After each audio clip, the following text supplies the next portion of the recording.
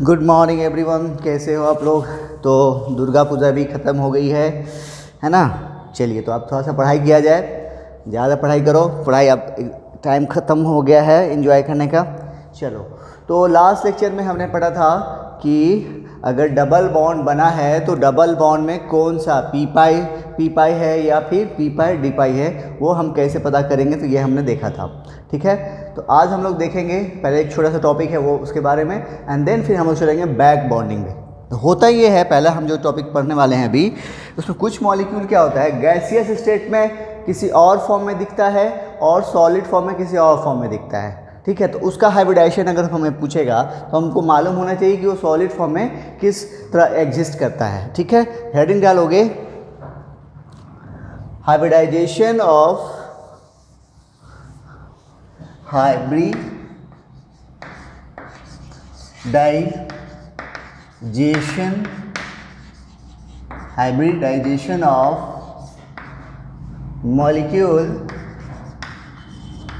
hybridization of molecule which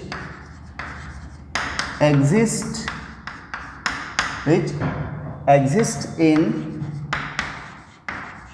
ionic form, कहाँ, किस state phase में, सॉलिड फेज में। यानी ये सॉलिड फेज में होगा वो मॉलिक्यूल, तो किस फॉर्म में एग्जिस्ट करेगा, आयनिक फॉर्म में एग्जिस्ट करेगा। जैसे फॉर एग्जांपल है हमारे पास, जैसे गैसियस स्टेट और सॉलिड स्टेट, या फिर सॉलिड गैसियस फेज ले लो और इधर ले लो सॉलिड फेज। ठीक है, इसमें सबसे पहला हम बात कर रहे हैं PCl5। गैसियस फेज में ये कैसा दिखता है, PCl5 को फॉर्म में एग्जिस्ट करेगा, लेकिन जब यही सॉलिड फॉर्म में आएगा तब करेगा कैसे, PCl4+ और PCl6-। किस तरह से करेगा, PCl4+ और PCl6-। तो आप देखो तो इसका क्या होगा, हाइब्रिडाइजेशन भी चेंज हो जाएगा। यहाँ पे इसका हाइब्रिडाइजेशन क्या है, 7 × 5 35 और 5 40, 8 × 5 40 sp3d। लेकिन यहाँ पे आइए देखो तो 7 × 4 28 और 5 33 में से एक गया, कितना हो गया, 32, 8 × 4 32, यानी इसका हाइब्रिडाइजेशन क्या हो गया, sp3। और इसका 7 × 6 42, 5 47 है 1 48, 8 × 6 48, यानी sp3d2। ठीक है, वही आपको यहाँ पे क्वेश्चन किस तरह से पूछेगा कि PCl5 in solid phase hybridisation क्या होगा। क्या पूछेगा आपको, PCl5 का इन सॉलिड फेज में हाइब्रिडाइजेशन क्या होगा। तो सॉलिड फेज में हमें मालूम होना चाहिए कि ये किस फॉर्म में एग्जिस्ट करता है, कैसे एग्जिस्ट करता है, PCl4+ और PCl6-, यानी इसका हाइब्रिडाइजेशन कितना हो जाएगा, 2 हाइब्रिडाइजेशन होगा, एक sp3 या दूसरा sp3d2। ठीक है, दूसरा है PbR5। फिर इसकी बात करें, इसका भी हाइब्रिडाइजेशन क्या होगा, सेम, कहाँ, गैसियस फेज में sp3d ही होगा। लेकिन जब ये सॉलिड फेज में आएगा तब ये जो एग्जिस्ट करता है PbR4+ और Br-। तब इसका हाइब्रिडाइजेशन निकालो तो क्या हो जाएगा, सेम, देखो सेम आ जाएगा यहाँ पे sp3, और इसका हाइब्रिडाइजेशन तो होगा ही नहीं, है ना। चलो यहाँ तक नोट करो जल्दी से, 2 गो।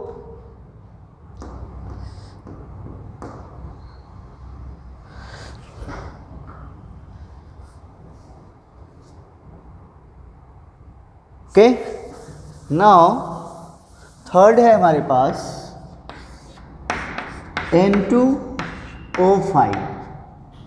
अब N2O5 का हाइब्रिडाइजेशन देखोगे तो बहुत लोग गलती निकाल लेते हैं। हमने आपको बताया था कि वो जो फार्मूला जैसे हमने ये अभी ये सब जो निकाला है, तो देखो इसका सेंटर कहाँ है, एक ही सेंटर, इसका भी सेंटर कौन है, फास्फोरस है, इसके सेंटर भी फास्फोरस है, इसके सेंटर पर भी फास्फोरस है, यानी एक सेंटर होगा तब वो फार्मूला लगाओगे। जैसे आपको याद होगा कि हमने इथिलीन का बात करें C2H4 का, उसमें हमने वो हाइब्रिडाइजेशन वाला फार्मूला नहीं लगाया जो हम लोग पहले लगाए थे। उसके लिए हमने क्या किया, स्ट्रक्चर ड्रॉ किया। क्यों? क्योंकि इसमें इस इथिलीन का मतलब क्या होगा, 2 C2 हो गए, है ना, यानी 2 सेंटर हो गए। जब 2 मल्टीपल सेंटर होंगे तब हम वो फार्मूला नहीं लगाएंगे, तब हम क्या करेंगे, स्ट्रक्चर ड्रॉ करेंगे उसका, और स्ट्रक्चर ड्रॉ करने के बाद सिग्मा बॉन्ड और लोन पेयर खोजेंगे एंड देन उसका हाइब्रिडाइजेशन बताएंगे। जैसे इसकी बात करो, तब ऐसे तुम बनाओगे उस फार्मूला से, इसका हाइब्रिडाइजेशन क्या हो जाएगा, देखो तो 6 × 5 कितना हो गया, 30 और 7 दूना 14, 30 और 14 कितना हो गया, 44, और 44 का मतलब ये हो गया कि 8 पंचे 40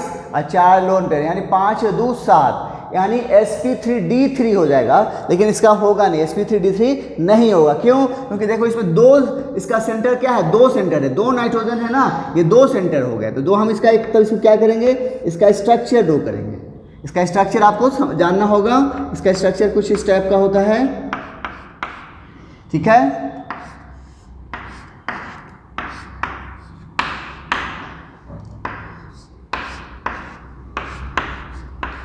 ये हो गया आपको N2O5 का स्ट्रक्चर। ओके, अब यहाँ पे इसका नाइट्रोजन का अब हाइब्रिडाइजेशन निकाल सकते हैं। तो देखो, तो 1 सिग्मा, 2 सिग्मा और 3 सिग्मा, इसके बाद जो लोन पेयर था तो ये तो डोनेट कर दिया, तो ये तो सिग्मा बन गया है। तो कितना हो गया, 1 2 3 सिग्मा, यानी इसका हाइब्रिडाइजेशन क्या हो गया, sp2। सेम कंडीशन यहाँ पे भी होगा, sp2। पहले कितना आ रहा था, sp3d3 आ रहा था, तो वो गलत है, ठीक है। जब एक से ज़्यादा सेंटर होंगे तब हम उसका हाइब्रिडाइजेशन उस फार्मूला से नहीं निकालेंगे। कैसे निकालेंगे, आपको स्ट्रक्चर ड्रॉ करके, ठीक है। आइए, तो ये जो एग्जिस्ट करेगा सॉलिड फेज में, वो कैसे करेगा,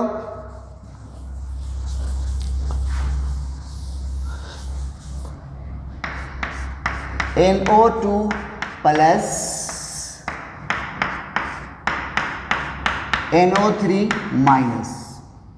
अब करो, देखो तो इसका लगा निकालो, तो 6 दूना 12, 5 17 में से 1 गया 16, यानी यहाँ पे क्या हो गया, sp। अब यहाँ पे हमने वो फार्मूला यूज़ किया क्योंकि यहाँ पे सेंटर क्या है, 1 है, और सेंटर पे कौन होता है, जिसकी इलेक्ट्रोनेगेटिविटी कम होती है। तो नाइट्रोजन और ऑक्सीजन में किसकी इलेक्ट्रोनेगेटिविटी कम है, नाइट्रोजन की।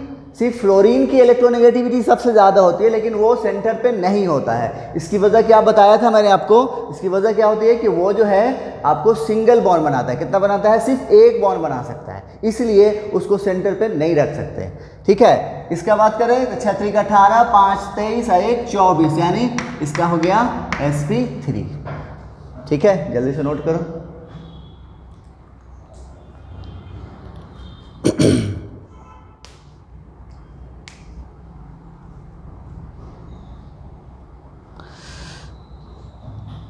हो गया। नाउ फोर्थ है Cl2O6। Cl2O6 ये एग्जिस्ट करता है ClO2 plus ClO4 minus, ClO2 plus और ClO4 माइनस। फिर इसका देखो, हम इसका हाइब्रिडाइजेशन अगर उस तरह से निकालेंगे तो कितना होगा, 6 × 6 36 और 7 दूना 14, 36 और 14 कितना 50 हो गया, तो 8 अच्छा 48, यानी sp3d3 हो जाता है। फिर वो भी फिर गलत, क्यों? क्योंकि यहाँ पे क्लोरीन कितना है, डबल है, और क्लोरीन जो है क्या होगा, सेंटर है, तो सेंटर 2 नहीं होना चाहिए, कितना होना चाहिए, 1 सेंटर होगा, तभी हम वो फार्मूला लगाएंगे। तब क्या करेंगे, फिर इसका हम स्ट्रक्चर ड्रॉ करेंगे, ठीक है। इसका स्ट्रक्चर कैसा होगा, कुछ इस टाइप का होगा।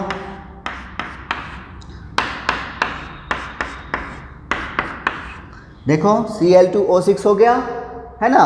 अब आराम से निकाल सकते हैं। जैसे इस क्लोरीन की बात करो तो 1 सिग्मा, 2 सिग्मा, 3 सिग्मा, 4 सिग्मा, मतलब क्या हो गया, sp3। इसी तरह से इसका भी हो जाएगा, ठीक है। इसका निकालो तो कितना हो गया, 6 दूना 12, 7 19 में से 1 गया 18, तो 8 दूना 16, 1 sp2। इसका बात करो, 6 × 4 24, 1 25 और 7 32, 8 चौका 32, sp3। ठीक है, नोट करो।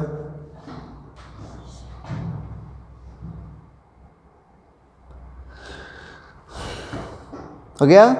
Now number 5, I2Cl6। Same condition है, यहाँ पर सिर्फ क्या होगा, क्लोरीन की जगह पे आयोडीन आ जाएगा और बात सेम रहेगी। ठीक है, स्ट्रक्चर भी वहाँ पर क्लोरीन की जगह पे क्या रख लोगे, आयोडीन रख लोगे। चलो जल्दी से करो। And the last one is है I2। ये सॉलिड फॉर्म में कैसे एग्जिस्ट करता है, I3 प्लस और I3 माइनस। चलो बताओ तो जल्दी से क्या हो जाएगा। तो 7 × 21 में से 1 गया 20, 20 का मतलब ये हो गया, क्या हो जाएगा, sp3। इसका 7 × 21 22, 2 × 3 5 sp3d। ठीक है, चलिए तो ये कुछ मॉलिक्यूल हैं जो सॉलिड फेज में क्या है, कैसे एग्जिस्ट करता है, आयनिक फॉर्म में एग्जिस्ट करता है। तो ये ध्यान रखोगे, ये सब क्वेश्चन अच्छे क्वेश्चन में से आते हैं। ठीक है, तो जल्दी से नोट करो, फिर देखते हैं हम लोग बैक बॉन्डिंग।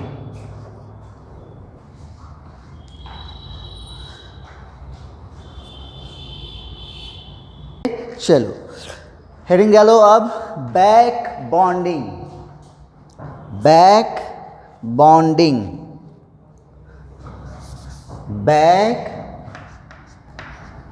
बैक बॉन्डिंग क्या है ये बैक बॉन्डिंग। तो इसमें पाई बॉन्ड बनेगा, लेकिन कैसे, अनइक्वल शेयरिंग से। सिग्मा बॉन्ड भी बनता है अनइक्वल शेयरिंग से, तब उसे हम लोग क्या बोलते हैं, कोऑर्डिनेट बॉन्ड। यहाँ पे भी इसका भी नाम होगा, कोऑर्डिनेट बॉन्ड भी हम बोलेंगे इसको, और डेटिव बॉन्ड भी बोल सकते हैं। लेकिन यहाँ पर इसका जो रिजल्ट होगा वो क्या मिलेगा, हमें सिग्मा बॉन्ड नहीं मिलेगा। यहाँ पर हमें क्या रिजल्ट मिलेगा, पाई बॉन्ड मिलेगा। ठीक है, तो लिखोगे इसके बारे में, formed by A pi bond, formed by A pi bond formed by unequal sharing of electron. ठीक है, इसको एक और क्या क्या कर सकते हैं, इसको अल्सो कॉल पाई डेटिव बॉन्ड। ओके, जैसे फॉर एग्जाम्पल देखो कैसे होगा, ये है एक p ऑर्बिटल और ये है ये p ऑर्बिटल। ठीक है, हमने यहाँ पर s ऑर्बिटल क्यों नहीं लिया, बोलो, s ऑर्बिटल क्यों नहीं लिया। s ऑर्बिटल क्या होता है, ऑलवेज क्या करता है, एक्सियल ओवरलैपिंग करता है। हम लोग पढ़ चुके हैं ये चीज़। ठीक है, तो एक्सियल ओवरलैपिंग से क्या रिजल्ट मिलता है, सिग्मा बॉन्ड, पाई बॉन्ड बनता है क्या, नहीं। तो यहाँ पर देखो ये दोनों ओवरलैप कर रहा है, तब यहाँ पे क्या हो रहा है, इक्वल शेयरिंग हो रही है। क्या हो रहा है, इक्वल शेयरिंग हो रहा है। तब ये जो पाई बॉन्ड बना, ये वो पाई बाइक, यहाँ पे बैक बॉन्डिंग नहीं हुई। क्यों, क्योंकि यहाँ पे दोनों क्या कर रहे हैं, इक्वल कंट्रीब्यूट कर रहे हैं। लेकिन वहीं हम बात करें,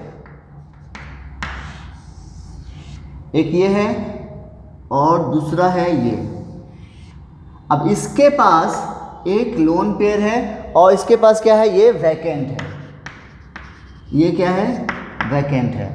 अब जो है ये क्या है, अपना लोन पेयर इसको देगा।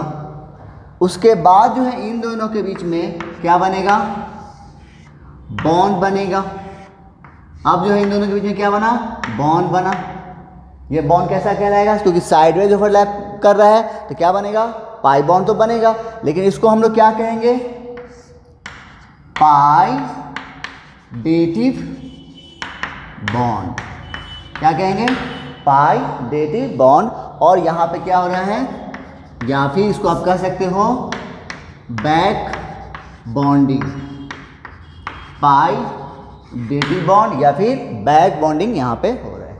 ठीक है, यहाँ पे बैक बॉन्डिंग नहीं हो रहा है क्योंकि यहाँ पे क्या कर रहे हैं, दोनों इक्वल कंट्रीब्यूट कर रहा है। यहाँ पे एक पूरा कंट्रीब्यूट कर रहा है, एक के पास क्या है, वैकेंसी है। तब इस तरह से जो पाई बॉन्ड बनेगा तो उसे हम क्या कहेंगे, पाई डेटिव बॉन्ड या फिर बैक बॉन्डिंग।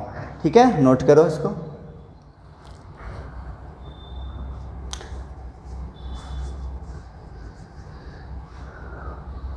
हो गया। अब ये कहाँ पे होगा, कौन करेगा, इसकी कुछ कंडीशंस हैं वो देखते हैं। हेडिंग डालोगे, conditions of back bonding. Conditions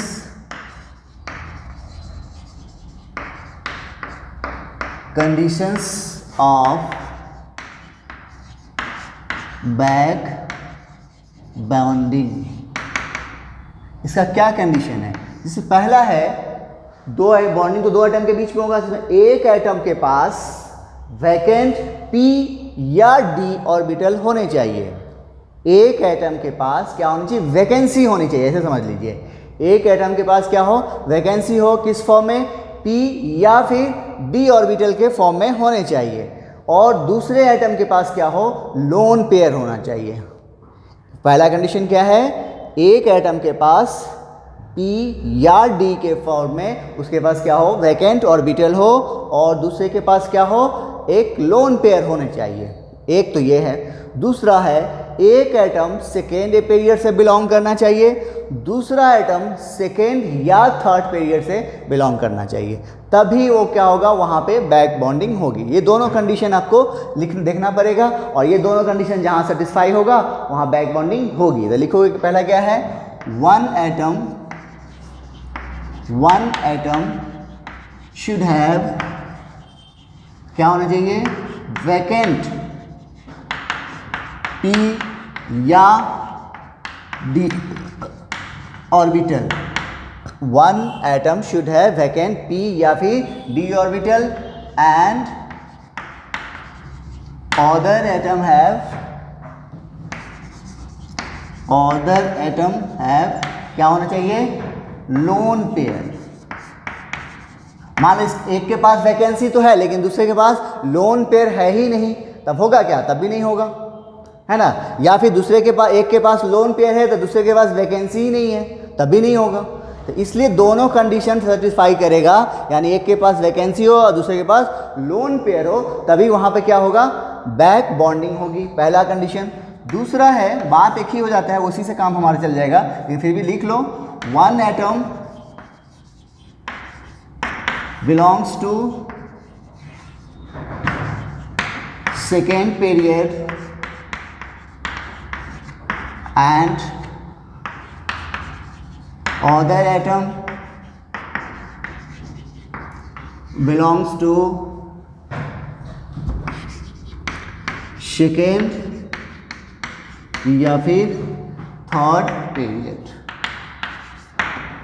okay, चलो यहाँ तक नोट कर लो, फिर इस पर हम लोग कुछ क्वेश्चन करते हैं। पहले हम पता करेंगे कि किस मॉलिक्यूल में बैक बॉन्डिंग होगी, उसके बाद आगे बात करेंगे। नोट करो फटाफट।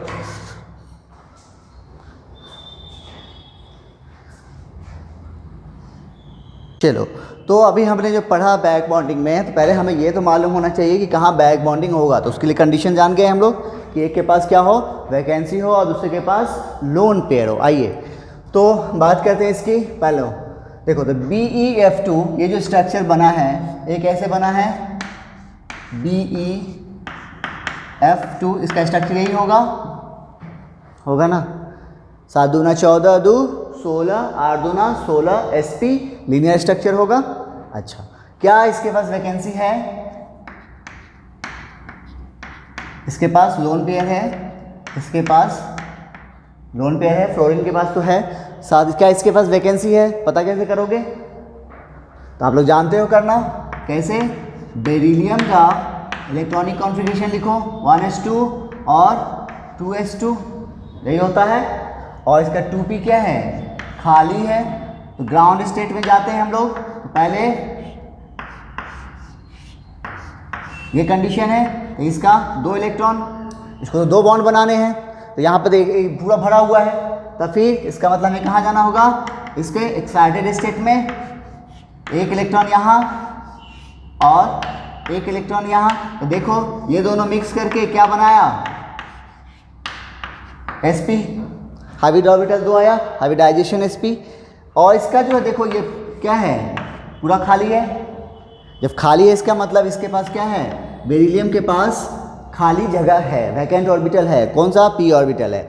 और इसका पड़ोसी जो है उसके पास क्या है, लोन पेयर है। तो ये क्या करेगा, इसको दे देगा, तब से कौन सा बॉन्ड बनेगा, पाइडेटिव बॉन्ड, यानी बैक बॉन्डिंग यहाँ पे होगी, यानी यहाँ पे होगा। समझ में आया, या फिर एक बार बता दें। देखो हमें पता करना है, पहले ऐसे भी तुम लोग जानते हो क्या बताया है, पहला कंडीशन क्या है, एक के पास वैकेंसी हो, दूसरे के पास लोन पेयर हो।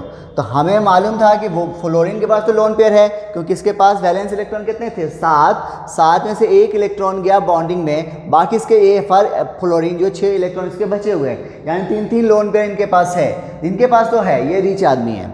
रही बात बेरिलियम की, तो बेरिलियम के पास हम ये पता करना पड़ेगा कि इसके पास वैकेंसी है भी या नहीं, है ना। तो वैकेंसी की बात करें तो हम पता कैसे चलेगा, तो हमें मालूम है स्ट्रक्चर ड्रॉ करना, तो हम लोग जानते हैं कैसे करते हैं। तो पहले इसका कॉन्फ़िगरेशन लिखा बेरिलियम का, तो 1s2 2s2 हुआ, इसके 2p खाली है। ग्राउंड स्टेट में गए तो आपके देखो तो दोनों इलेक्ट्रॉन 2s में है, 2p पूरा वैकेंट ऑर्बिटल इसका बचा हुआ है। फिर हमने इसको एक्साइटेड स्टेट में ले गए, क्योंकि ये इलेक्ट्रॉन को यहाँ शिफ्ट किया, अब ये 2 बॉन्ड बना सकता है। तब भी इसका जो है बॉन्ड बनाने के बाद भी 2p ऑर्बिटल क्या है, खाली है, यानी जो है आने वाले लोन पेयर को ये एकोमोडेट कर सकेगा। इसका मतलब यहाँ पे बैक बॉन्डिंग होगी। और दूसरा कंडीशन क्या था कि एक एटम सेकेंड पीरियड से हो और दूसरा सेकेंड या फिर थर्ड से। तो यहाँ दोनों सेकेंड से चलेगी तो होगा ही। आइए इसकी बात करें, यहाँ पे होगा क्या, देखो इसके ये नोट कर लियो, जल्दी से नोट कर लो,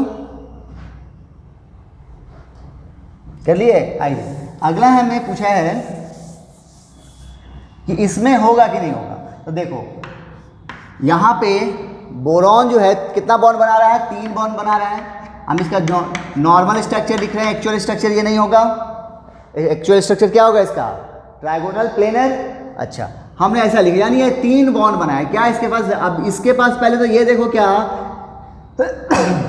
इसके पास लोन पेयर है क्या, लोन पेयर भी नहीं, देने वाला आपके पास जो है नहीं है, लोन पेयर नहीं है तो देगा नहीं। दूसरी चीज इसके पास वैकेंसी है क्या, तो बोरॉन के पास फिर क्या करो, कॉन्फ़िगरेशन लिखो 1s2 2s2 और 2p1, नहीं होगा। बोरॉन का एटॉमिक नंबर 5। फिर हम लोग चलेंगे ग्राउंड स्टेट में, तो यहाँ पे देखो इसके पास 2 इलेक्ट्रॉन और यहाँ पे 1 इलेक्ट्रॉन, यानी अभी यहाँ पे सिर्फ एक ही सिंगल इलेक्ट्रॉन नजर आ रहा है तो 1 बॉन्ड बनेगा, लेकिन इसने बनाया कितना है, 3 बॉन्ड। इसका मतलब ये इलेक्ट्रॉन यहाँ शिफ्ट करेगा एक्साइटेड स्टेट में, 1 2 और 3। अब देखो तो ये 3 बॉन्ड बना सकता है, तब भी बनाने के बाद भी इसके पास क्या है, वैकेंट ऑर्बिटल है, यानी इसके पास वैकेंसी तो है, लेकिन वैकेंसी है, लेकिन इसके पास बगल पड़ोसी एटम के पास क्या है, लोन पेयर नहीं है देने के लिए। इसका मतलब यहाँ पे क्या होगा, बैक बॉन्डिंग नहीं होगी। ठीक है, चलो BF3 की बात कर लें, इसमें होगा क्या, बोरॉन तो इसमें भी है तो ये तो सेंटर पर है ही, लेकिन यहाँ से अब क्या होगा, ये हट जाएगा। अब यहाँ पे आ गया है फ्लोरीन, क्या यहाँ पे होगा, होगा ऑब्वियसली, क्योंकि इसके पास वैकेंसी भी है और इनके पास लोन पेयर भी है, यहाँ पे होगा। ठीक है, चलिए तो यहाँ तो होगा। बात करें इसका, क्या इसमें होगा, नोट करो यहाँ तक, फिर इसके बात करते हैं।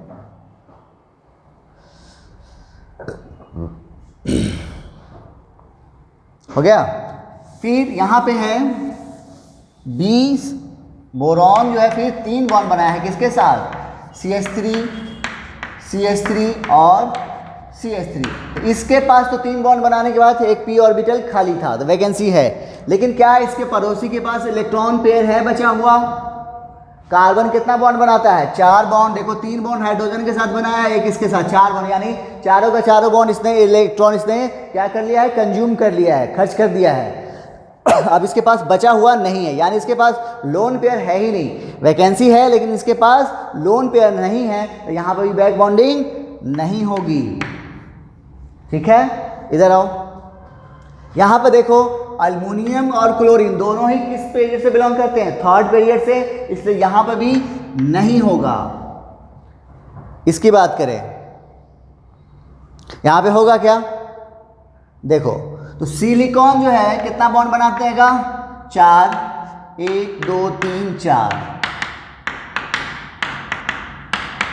अब होगा क्या, तो इनके पड़ोसी के पास वैकेंसी तो है, सॉरी लोन पेयर तो है ना, क्योंकि एक बॉन्ड बनाया है, सबके पास 3-3 लोन पेयर बचे हुए हैं, यानी इसका पड़ोसी रीच है।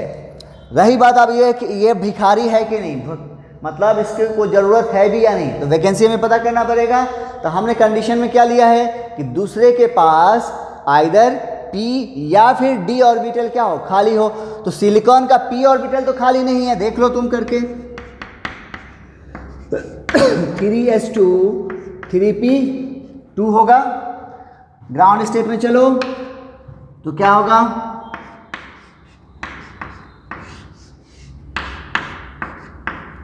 अभी जो 2 बॉन्ड बनाएगा फिर हम चलेंगे कहाँ, एक्साइटेड स्टेट में। देखो 4 इलेक्ट्रॉन अब हो गया इसके पास अनपेयर्ड, ये 4 बॉन्ड बना लिया। लेकिन इसका देखो तो ये जो है 3d क्या है, पूरा खाली है, तो क्या होना चाहिए, p या d ऑर्बिटल उसके पास वैकेंसी होनी चाहिए, यानी इसके पास क्या है, वैकेंट d ऑर्बिटल है। इसका मतलब यहाँ पर भी बैक बॉन्डिंग होगी। सबसे पहला जरूरी यही होता है हमें पता करना कि क्या बैक बॉन्डिंग हो भी रही है या नहीं हो रही है। ठीक है, चलो नोट करो यहाँ तक।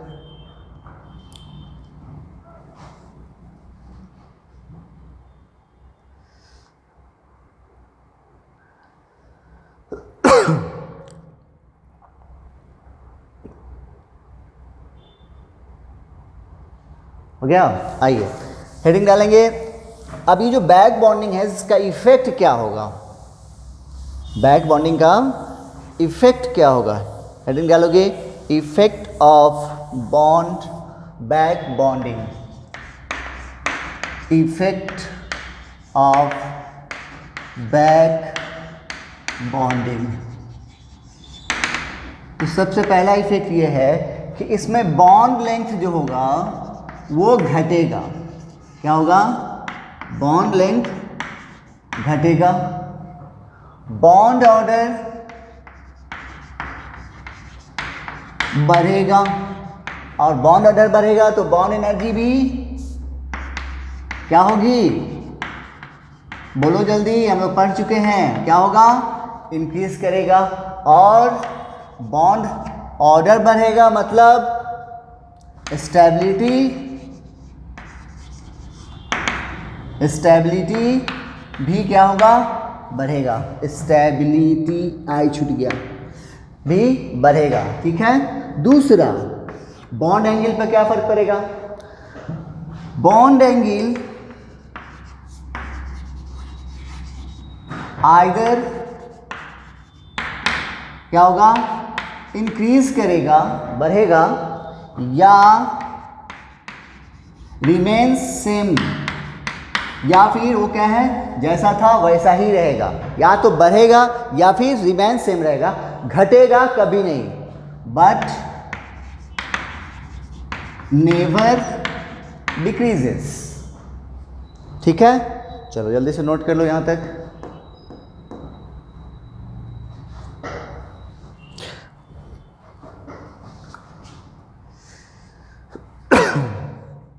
हो गया, आइए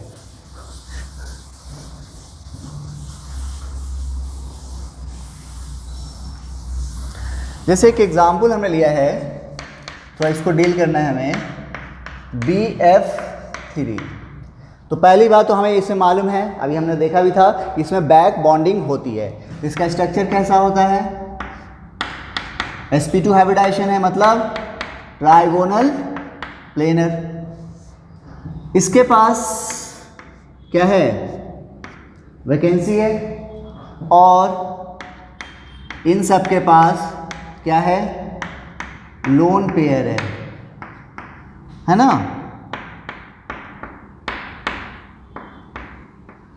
तो क्या होगा, अब इसको डोनेट कोई करेगा, मान लो ये वाला डोनेट किया, तब यहाँ पे क्या बना,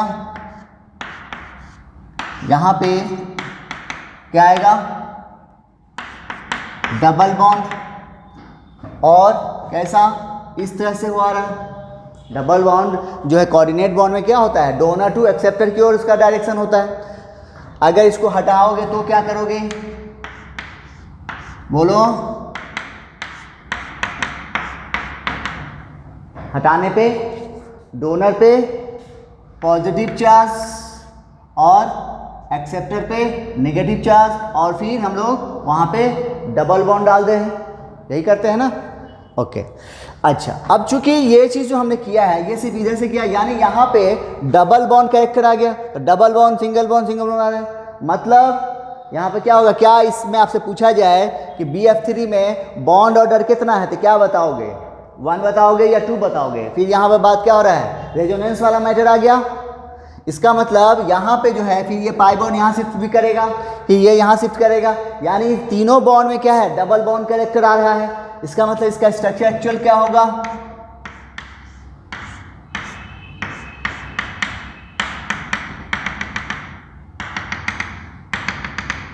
इसका स्ट्रक्चर क्या होगा, क्योंकि यहाँ पे BF3 में तीनों ही बॉन्ड में क्या होंगे, डबल बॉन्ड कैरेक्टर होंगे। ठीक है, चलो यहाँ तक नोट कर लो फटाफट।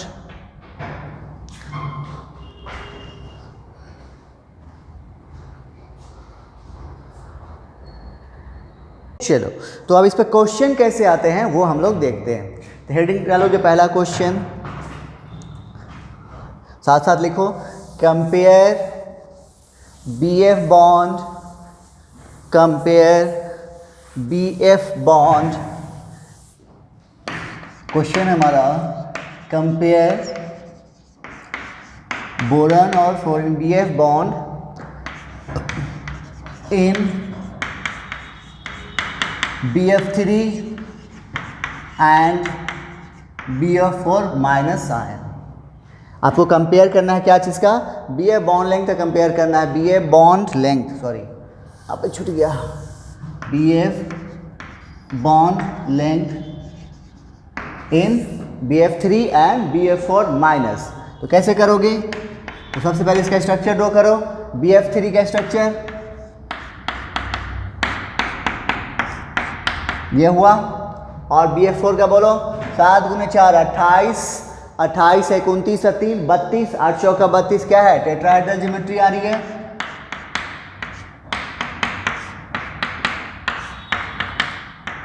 ठीक है, ये हो गया BF4 का, ये हो गया BF3 का। अब बताओ पहले, सबसे पहले कि क्या यहाँ पे बैक बॉन्डिंग किस में हो रही है, इसमें हो रही है, किस में हो रही है, इसमें तो हो रही है, अभी अभी हमने देखा, क्योंकि इसके पास वैकेंसी है और इन सब के पास लोन पेयर, यानी अगर हम इस बॉन्ड की बात करें, ये हम अल्फा ले रहे हैं और ये है बीटा, इन दोनों अल्फा और बीटा में हमें कंपेयर करना है। ठीक है, चलिए, तो यहाँ पे हमने अभी देखा है कि यहाँ पे क्या हो रहा है, बैक बॉन्डिंग हो रही है, इसमें बैक बॉन्डिंग हो रही है। बैक बॉन्डिंग से क्या होता है, ये इलेक्ट्रॉन अपना इधर शिफ्ट करेगा, इसमें क्या हो रहा है, डबल बॉन्ड कैरेक्टर आया, डबल बॉन्ड कैरेक्टर यानी बॉन्ड ऑर्डर क्या हुआ, बढ़ गया, बॉन्ड ऑर्डर बढ़ा, यहां पे क्या होगा, इंक्रीज किया। अब बॉन्ड ऑर्डर इंक्रीज करता है तो बॉन्ड लेंथ पे क्या फर्क पड़ता है, जल्दी बता दे, दोनों में कैसा रिलेशन है, उल्टा, एक बढ़ेगा बॉन्ड ऑर्डर बढ़ेगा तो बॉन्ड लेंथ घटेगा, या बॉन्ड लेंथ घटेगा तो बॉन्ड ऑर्डर बढ़ेगा। तो यहाँ पे बॉन्ड ऑर्डर, बैक बॉन्डिंग की वजह से यहाँ पे क्या हो रहा है, बॉन्ड ऑर्डर बढ़ रहा है, बॉन्ड ऑर्डर बढ़ रहा है, इसका मतलब बॉन्ड लेंथ घटेगा। क्या यहाँ बैक बॉन्डिंग हो रही है, देखो तो इन सब के पास लोन पेयर तो है, लेकिन इसके पास वैकेंसी है क्या, देखो ना, 3 बॉन्ड था, एक p ऑर्बिटल इसका खाली था। अब देखो तो इसने क्या किया, 4 बॉन्ड बना लिए, यानी इसका जो है ये p ऑर्बिटल जो था खाली, वो भी अब क्या हो गया, भर गया। अब इसके पास क्या है, नो वैकेंट ऑर्बिटल, इसके पास क्या है, वैकेंट ऑर्बिटल है ही नहीं। जब वैकेंट ऑर्बिटल नहीं है तो यहाँ पे बैक बॉन्डिंग होगी नहीं, जब बैक बॉन्डिंग होगी नहीं तो ये बॉन्ड कैसा रहेगा, सिंगल बॉन्ड ही रहेगा। जब सिंगल बॉन्ड रहेगा तो यानी यहाँ पे क्या हो गया, बॉन्ड ऑर्डर इसके कंपेयर में क्या हुआ, कम हुआ। जब बॉन्ड ऑर्डर कम हुआ तो बॉन्ड लेंथ क्या हुआ, ज़्यादा होगा इसके कंपेयर में, यानी हमारा आंसर क्या हो जाएगा, बोलो, beta is greater than alpha. ठीक है, समझ में आ गया होगा। जल्दी से नोट कर लो, फिर एक दो क्वेश्चन देते हैं, फिर और क्वेश्चन कल करेंगे।